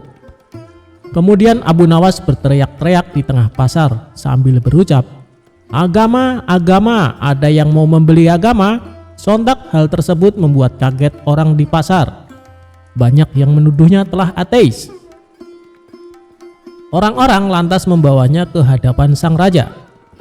Setibanya di hadapan sang raja kemudian berkata kepada Abu Nawas, kenapa kamu bisa diikat oleh orang-orang dan dibawa ke sini? Abu Nawas kemudian menjawab, mereka menangkap dan membawa saya ke sini karena saya ingin menjual agama saya di pasar.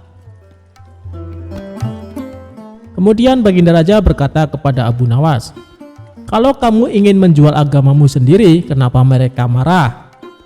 Abu Nawas kemudian menjawab, jika saya menjual agama saya sendiri, mereka berpikir saya tak lagi punya agama. Jika saya tak lagi punya agama, mereka menyimpulkan saya tidak bisa sholat lagi. Jika saya tidak bisa sholat lagi, mereka menyimpulkan berarti saya tak punya Tuhan. Jika saya tidak punya Tuhan, mereka berpendapat kalau begitu saya ateis.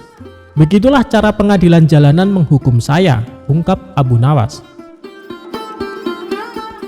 Baginda Raja kemudian berkata, jika kamu tidak punya agama lagi karena sudah dijual, bagaimana cara kamu menyembah Tuhan? Ya, saya tinggal masuk ke masjid lalu menunaikan sholat, jawab Abu Nawas. Sang raja kemudian bertanya kembali, loh, kok dengan cara sholat? Kok di masjid? Bukankah itu cara orang Islam beribadah? Berarti kamu masih punya agama, Abu Nawas. Padahal kamu sendiri sudah menjual agamamu. Abu Nawas kemudian bertanya, lantas kalau begitu apa arti agama? Baginda Raja kemudian menjawab, bahwa agama adalah seperangkat ajaran yang datang dari langit yang mengajarkan seluruh umat manusia untuk selalu berbuat baik. Mengganggu orang lain sekecil apapun adalah perbuatan tidak baik. Jika setiap orang beragama berbuat baik, maka tatanan hidup bersama umat manusia akan baik dengan sendirinya. Karena tak seorang pun merasa terganggu dengan kehadiran orang lain akibat ajaran agama yang dijalankannya. Kemudian Baginda Raja mencontohkan rukun Islam, mulai dari syahadat, sholat, puasa, zakat, sampai ibadah haji. Semuanya ditujukan untuk kebaikan manusia. Tujuan sholat adalah mencegah perbuatan keji. Jika ia telah melaksanakan sholat, tapi masih berbuat mungkar, maka sholatnya perlu dipertanyakan. Begitu pula dengan puasa yang mengajarkan kita berempati kepada kaum miskin. Sedangkan zakat sendiri sudah pasti disalurkan untuk memperdayakan fakir miskin. Bahkan predikat haji merupakan predikat pribadi yang penuh kebaikan sosial. Jadi begini Abu Nawas, orang yang beragama sesungguhnya selalu melahirkan kebaikan untuk orang lain. Terlebih dalam ajaran agama Islam, kita dilarang memutuskan silaturahmi dengan orang baik, apalagi terhadap sesama muslim. Setelah Baginda Raja menjelaskan pandangannya terkait agama, Abu Nawas tersenyum penuh bahagia. Kalau boleh tahu, apa ancamannya bila memutuskan silaturahmi? Tanya Abu Nawas. Orang yang memutuskan silaturahmi tidak mendapat rahmat dari Allah. Itulah tujuan saya kemari Baginda Raja, agar saya bisa terus menjalin silaturahmi dengan paduka yang mulia, jawab Abu Nawas. Lantas apakah kamu masih ingin menjual agama? Tanya sang raja. Abu Nawas kemudian bertanya pada sang raja, wahai raja, siapa sih sebenarnya orang yang pantas menjual agama? Kalau menurut sang raja, orang yang pantas menjual agama adalah orang yang memanfaatkan agama untuk kepentingan pribadinya. Dengan sigap Abu Nawas berkata, tepat sekali paduka. Seperti halnya para pejabat dan politikus, meski yang dilakukan oleh Abu Nawas terlihat konyol, tetapi maksud dan tujuannya benar-benar penuh makna. Lebih-lebih di zaman yang seperti ini, banyak orang tanpa ragu apalagi menjelang pemilihan umum, banyak yang menggunakan atau memanfaatkan agama demi kepentingan politik. Agama tidak lagi dimaknai sebagai jalan spiritual atau prinsip hidup yang mampu membuat kebaikan kepada sesama. Sebagaimana yang disampaikan oleh sang raja, bahwa agama seperangkat ajaran yang datang dari langit, yang mengajarkan seluruh umat manusia untuk selalu berbuat baik. Jika agama sudah kehilangan ruh spiritualnya sebagai jalan hidup, maka sudah benar apa yang dilakukan oleh Abu Nawas. Agama layaknya sebuah barang murah yang dijual ke sana dan kemari.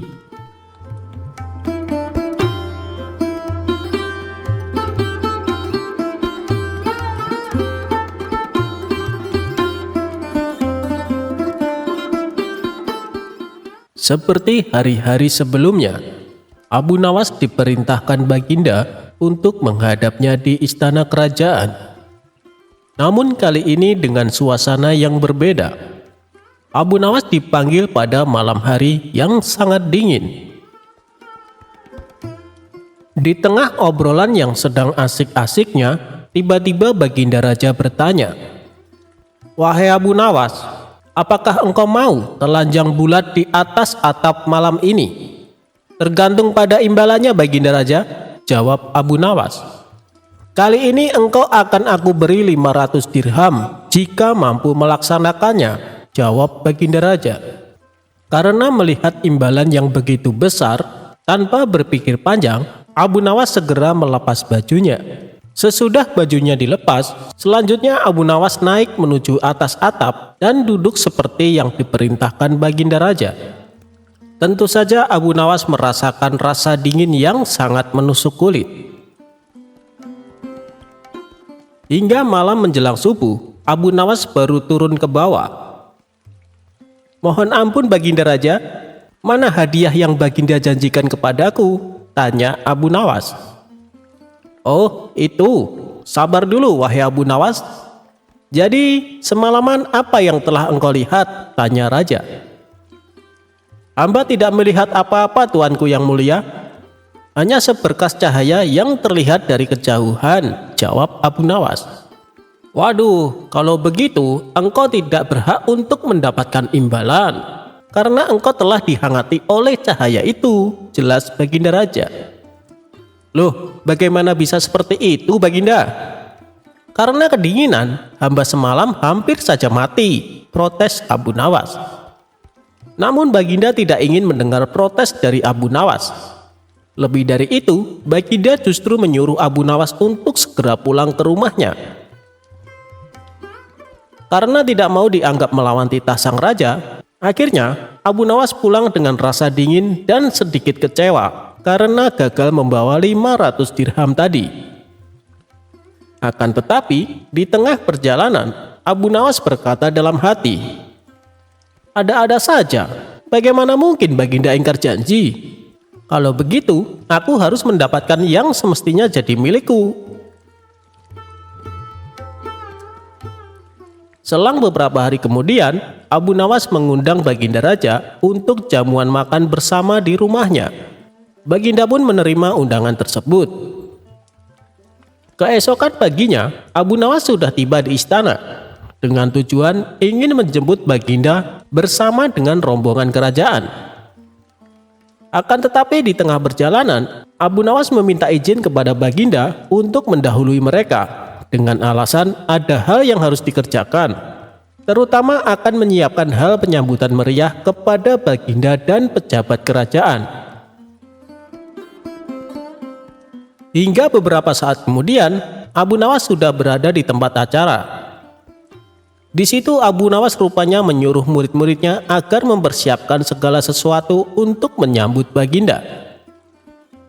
Tak lama setelah itu, Baginda Raja beserta para rombongan datang. Abu Nawas mulai bercerita macam-macam dengan tujuan agar Baginda Raja menjadi senang. Namun karena keasikan ngobrol, Baginda Raja terlihat memegangi perut pertanda rasa lapar sudah menjalar di tubuh sang raja. "Wahai Abu Nawas, mana makanannya?" tanya Baginda Raja. "Mohon ampun Baginda, harap bersabar sedikit karena apinya lamban sekali panasnya. Padahal sejak dari tadi pagi sudah dinyalakan," jawab Abu Nawas. "Api jenis apa itu? Kok lamban sekali panasnya? Coba antar aku ke dapur," tanya Baginda Raja. Setibanya di dapur, Baginda Raja merasa heran karena ada api namun tidak ada terlihat makanan yang sedang dimasak. "Wahai Abu Nawas, mana makanannya?" tanya Baginda kembali. "Itu Baginda yang mulia, ada di atas pohon," jawab Abu Nawas sambil menunjuk pohon tersebut. "Wah, pantas saja. Bagaimana mungkin bisa matang kalau yang dimasak di atas sana, sedangkan apinya ada di bawah? Itu terlalu jauh jaraknya," kata Baginda Raja merasa heran.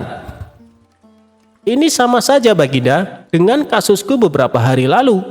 Bagaimana tubuhku ini bisa dihangatkan oleh cahaya yang berada di kejauhan?" jelas Abu Nawas. Mendengar penjelasan Abu Nawas membuat Baginda Raja tertawa lebar. Baginda kemudian menyuruh pengawalnya untuk memberikan 2 kali lipat dari hadiah yang pernah dijanjikan, yaitu 1000 dirham.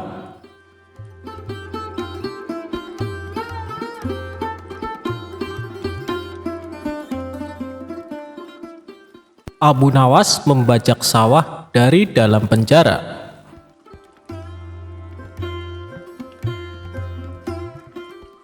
Berawal dari sebuah keteledoran yang tidak bisa ditoleransi pihak kerajaan, Abu Nawas menjadi buronan Baginda Raja. Dia pun mengerahkan prajuritnya untuk menangkap Abu Nawas di rumahnya. Tibalah prajurit istana di rumah Abu Nawas. Mereka melihat Abu Nawas dan istrinya sedang mencangkul di ladang yang akan ditanami kentang. Baru mencangkul beberapa meter saja, tanpa ampun para prajurit menggelandang Abu Nawas ke penjara istana. Abu Nawas sedih karena ladangnya belum selesai dicangkul. Ditambah, sang istri tidak mungkin kuat mencangkul sendirian. Di dalam penjara, Abu Nawas berpikir keras agar istrinya tetap bisa menanam kentang. Kalau tidak, musim tumbuhnya kentang akan berlalu begitu saja. Kemudian ia memanggil seorang penjaga penjara. "Wahai penjaga, saya ingin menulis surat rahasia untuk istriku di rumah tentang sesuatu yang sangat penting," kata Abu Nawas yang menyampaikan bahwa suratnya itu tidak boleh dibaca oleh siapapun. Si penjaga penjara tersebut langsung melaporkan keinginan Abu Nawas kepada Baginda Raja. Baginda Raja menyetujuinya. Penjaga penjara langsung mengambilkan kertas dan pena untuk Abu Nawas. Abu Nawas menulis dalam suratnya, "Wahai istriku, janganlah engkau sekali-sekali menggali ladang kita, karena aku menyembunyikan harta karun dan senjata di situ. Tolong jangan bercerita kepada siapapun." Tentu saja Baginda Raja penasaran, lalu membaca surat rahasia Abu Nawas untuk istrinya. Setelah mengetahui isi surat tersebut, Raja mengirim banyak prajurit untuk menggali ladang Abu Nawas. Istri Abu Nawas kaget. Prajurit kerajaan ramai-ramai menggali ladangnya. Setelah sekian lama para prajurit menggali di seluruh ladang, namun tidak mendapatkan apa-apa. Justru pekerjaan mencangkul ladang yang selama ini di hadapan Abu Nawas dan istrinya kini sudah selesai dan bisa ditanami kentang. Abu Nawas kembali menyurati istrinya, "Istriku, sekarang engkau bisa menanam kentang tanpa harus menggali tanah." Itulah cerdiknya Abu Nawas. Meski di dalam penjara, ia masih bisa membajak ladangnya.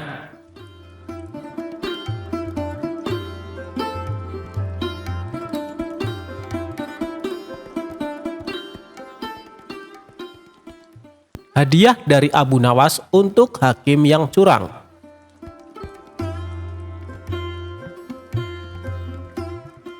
Sewaktu-waktu kerajaan sedang dalam keadaan genting, hakim yang dikenal adil baru saja meninggal.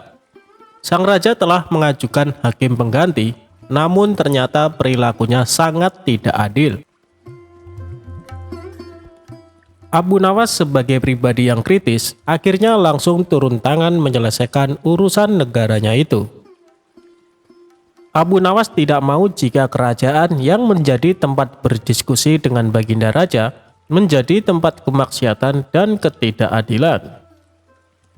Abu Nawas yang mengetahui negaranya sedang diterpa darurat krisis akhirnya turut prihatin. Ia berinisiatif untuk menyadarkan para hakim itu dengan caranya sendiri. Hingga pada sewaktu-waktu, Abu Nawas mendatangi seorang hakim untuk mengurus suatu perjanjian.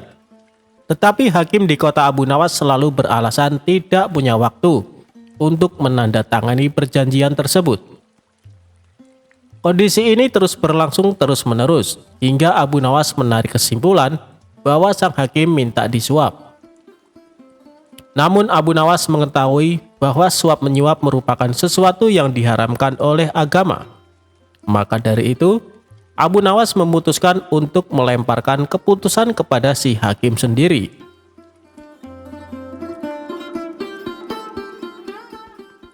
Abu Nawas kemudian menyiapkan sebuah gentong. Gentong tersebut diisi dengan kotoran sapi hingga hampir penuh. Kemudian di atas gentong tersebut diolesi mentega. Tak menunggu waktu lama, gentong itu segera dibawa ke hadapan sang hakim. Namun saat Abu Nawas menghampirinya, sesuatu yang aneh terjadi. Tiba-tiba saja kesibukan sang hakim langsung hilang dan memiliki waktu untuk menuliskan tanda tangannya pada surat perjanjian Abu Nawas. "Wahai Tuan Hakim, apakah boleh saya memberi gentong mentega itu sebagai ganti tanda tangan Tuan?" tanya Abu Nawas mengelabui. Sang hakim menjawab sambil mengamati gentong itu. "Ah, engkau jangan terlalu dalam memikirkannya," kata si hakim dengan sedikit tersenyum. Tak lama setelah itu, hakim tersebut lantas mencolek sedikit mentega dengan ujung jarinya lalu mencicipi. "Wah, enak sekali mentega ini," kata sang hakim. "Memang betul Tuan, sesuai dengan ucapan Tuan. Jangan terlalu dalam mencolek menteganya," jawab Abu Nawas. Abu Nawas kemudian segera meninggalkan kantor sang hakim. setelah mendapatkan tanda tangan si hakim. Beberapa saat setelah itu, sang hakim pulang dengan hati yang riang gembira karena mendapat satu gentong berisikan mentega itu. Setibanya di rumah, sang hakim memanggil istri dan anak-anaknya untuk makan bersama. Pada mulanya mereka sekeluarga sangat menikmati mentega itu. Tetapi begitu lapisan mentega itu habis, mereka mulai memakan kotoran sapi. "Aduh, apa ini? Baunya kok sangat busuk seperti kotoran hewan," kata hakim. Hakim lantas teringat perkataan Abu Nawas. Setelah berpikir panjang, ia baru sadar bahwa semua itu adalah ulah si Abu Nawas yang ingin menyadarkannya untuk meninggalkan praktek suap menyuap. Tampaknya ia merasa bersalah atas sikapnya selama ini. Hingga keesokan harinya, ia mendatangi rumah Abu Nawas dan meminta maaf atas kekilapannya selama ini.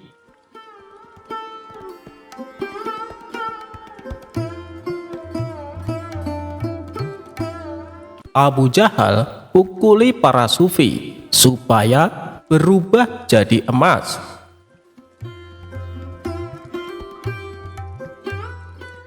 Berawal dari adanya seorang pedagang sukses bernama Abdul Malik. Ia dikenal sebagai orang baik dari negeri Khurasan. Kekayaannya yang berlimpah selalu dimanfaatkan untuk bersedekah. Abdul Malik kerap mengundang orang-orang miskin untuk makan bersama di rumahnya. Sampai ada suatu hari, dia menyedekahkan hampir semua hartanya dan merasakan kelegaan yang jauh lebih nikmat dibandingkan ketika memberi hanya sebagian kecil. Kelegaan itu membuatnya memutuskan menggunakan tiap harta miliknya untuk kesejahteraan fakir miskin. Abdul Malik membebaskan hatinya dari segala kekayaan duniawi dan berserah diri kepada takdir Allah Subhanahu wa Ta'ala. Suatu ketika saat sedang menunaikan sholat, Abdul Malik melihat sosok gaib muncul dari lantai kamarnya. Sosok itu ternyata seorang laki-laki berjubah berpenampilan layaknya seorang sufi. Laki-laki misterius tersebut menghampiri Abdul Malik dan berkata, "Wahai Abdul Malik, manusia murah hati dari Khurasan, aku adalah dirimu sendiri karena engkau telah berbuat kebajikan yang sungguh mulia. Kau mampu melepaskan diri dari kekayaan tanpa merasa menjadi orang hebat. Oleh karena itu, aku menganugerahkan kau dari sumber anugerah yang sejati. Ketahuilah, setiap hari dengan cara ini aku akan muncul di depanmu. Saat itu pukullah aku dan aku akan berubah menjadi emas. Ambillah emas itu sebanyak yang kau mau. Tak perlu khawatir kau akan menyakitiku, sebab yang kau ambil akan diganti dari sumber segala anugerah."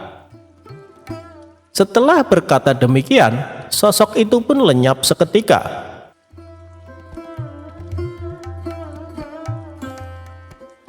Keesokan harinya, Abdul Malik kedatangan tamu seorang kawan bernama Abu Jahal. Saat mereka berdua sedang asik berbincang-bincang, tidak lama kemudian sosok misterius kemarin yang berpenampilan sufi kembali muncul di hadapan Abdul Malik. Abdul Malik pun segera memukulnya dengan tongkat. Seketika itu juga lelaki misterius yang dipukulnya berubah menjadi emas. Abdul Malik lalu mengambil bagiannya dan juga memberikan emas kepada Abu Jahal. Melihat peristiwa yang menakjubkan tersebut, Abu Jahal hanya bengong dan terpana. "Sungguh luar biasa," gumamnya. Tanpa mengerti kejadian sebelumnya, Abu Jahal mulai berpikir, alangkah gembiranya jika bisa melakukan hal serupa. Abu Jahal mengetahui bahwa kaum sufi rata-rata punya kekuatan tertentu. Ia pun menyimpulkan hanya perlu memukul mereka untuk mendapatkan emas. Maka terbesitlah di benak Abu Jahal sebuah ide konyol. Dia mengadakan sebuah jamuan pesta makan yang hanya dihadiri para sufi. Ketika para sufi ini sudah makan kenyang, Abu Jahal diam-diam mengeluarkan tongkat dan tanpa ampun dihantamnya para tamu undangan sampai tersungkur ke tanah. Kenapa tidak ada yang berubah jadi emas? Batin Abu Jahal. Dikarenakan masih penasaran, Abu Jahal kembali memukuli mereka dengan tongkat. Tentu saja perbuatan ini membuat para sufi ketakutan. Mereka serempak kabur berlarian meninggalkan rumah Abu Jahal. Akibat perbuatan tersebut, para sufi mengadukan Abu Jahal kepada Tuan Hakim. Setelah itu ditangkaplah Abu Jahal dan disidangkan. Di hadapan Tuan Hakim, Abu Jahal beralasan bahwa perbuatannya ini semata-mata ingin meniru Abdul Malik. Pasalnya, dia pernah melihat Abdul Malik memukul seorang sufi, dan seketika itu juga orang yang dipukul berubah menjadi emas. Mendengar pengakuan Abu Jahal yang tidak masuk akal, Tuan Hakim kembali bertanya, "Apa kau yakin dengan yang kau lihat, Abu Jahal?" "Hamba yakin sekali, Tuan Hakim. Kalau tidak percaya, panggil saja Abdul Malik kemari," jawab Abu Jahal. Maka dipanggillah Abdul Malik ke pengadilan untuk dimintai keterangan. Dalam perjalanan ke pengadilan, sosok sufi misterius yang bisa berubah jadi emas membisikkan kepada Abdul Malik apa yang harus dikatakan. "Wahai Tuan Abdul Malik, apa benar yang dikatakan Tuan Abu Jahal?" tanya Tuan Hakim. "Menurut saya Abu Jahal sudah tidak waras, Tuan Hakim. Bisa saja dia sedang berusaha menutup-nutupi hobinya menyiksa orang tanpa alasan," ujar Abdul Malik. "Memang hamba mengenalnya, Tuan Hakim, tetapi yang ia ceritakan tentang kejadian di rumah hamba tidak lebih dari akal-akalan belaka," imbuhnya. Abu Jahal sempat membantah dan memprotes perkataan Abdul Malik. Ia juga menunjukkan barang bukti berupa emas yang didapat dari Abdul Malik. Abu Jahal, Abdul Malik itu saudagar kaya, tentu punya banyak emas," balas Tuan Hakim. Dikarenakan tidak punya bukti dan yang diceritakan tidak masuk akal, akhirnya Abu Jahal dihukum penjara. Sementara Abdul Malik masih melakukan rutinitas seperti biasa, memberikan sedekah uang dan makanan kepada fakir miskin setiap harinya.